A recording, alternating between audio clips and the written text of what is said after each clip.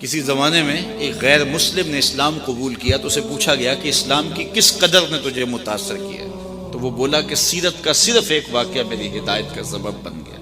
کیا ہوا؟ کہا مجلس رسول صلی اللہ علیہ وسلم لگی تھی، لوگوں کا ہجوم تھا، ایک شخص نے عرض کی حضور میرے لیے دعا کر دیجئے، میرا بچہ کئی دنوں سے گم ہے، مل نہیں رہا، مل جائے۔ قبل اس سے کہ حضور کے ہاتھ اٹھتے اور اجابت کے سارے در کھل جاتے، ایک شخص مجلس میں موجود تھا، کھڑا ہو گیا، حضور میں ابھی فلاں باغ کے قریب سے گزر کے آیا ہوں اور میں اس کے بچے کو جانتا ہوں، وہاں میں نے بچوں کے ساتھ کھیلتے ہوئے دیکھا۔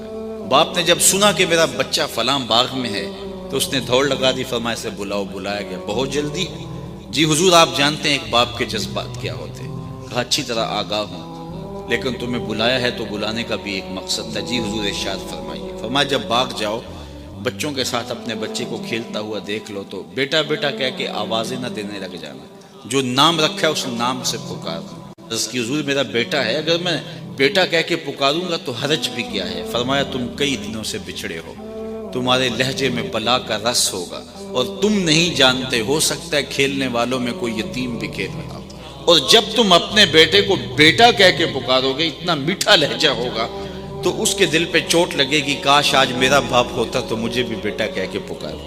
کہا یہ شوق گھر جا کے پورا کر دیتا، کوئی لاؤ تو صحیح کائنات میں ایسا۔ بیوہ کے سامنے اپنی بیوی سے پیار کرنے سے روکا گیا، یہ شریعت بیضا کا مزاج ہے۔ غریب کے سامنے اپنی دولت کی نمائش کرنے سے منع کیا گیا، بلکہ میرے حضور نے یہاں تک فرمایا اپنے گوشت کی خوشبو سے غریب ہمسائے کو تکلیف نہ دو، یا تو تھوڑا سا پانی زیادہ ڈال لو اور شوربے کی ایک پیالی ہمسایوں کے گھر بھی بھیج دو، اور اگر ایسا نہیں کر سکتے تو ایسے زاویے میں کھانا پکاؤ کہ اس کے بچوں تک مہک نہ پہنچے۔ بچے ہوتے ہیں، ضد کر بیٹھے تو وہ مزدور کیسے ضد پوری کرے گا؟ ان بلکتے بچوں کے آنسو کون پوچھے گا؟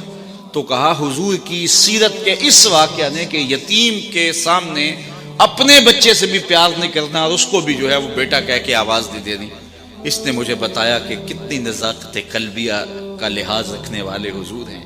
رب بھی قرآن میں کہتا ہے عزیز علیہ ما عنتم، تمہارا مشقت میں پڑنا نبی پہ گراں گزرتا ہے۔ اے امتی تیرے پاؤں میں کانٹا چبھے تو تکلیف مجھے ہوتی ہے۔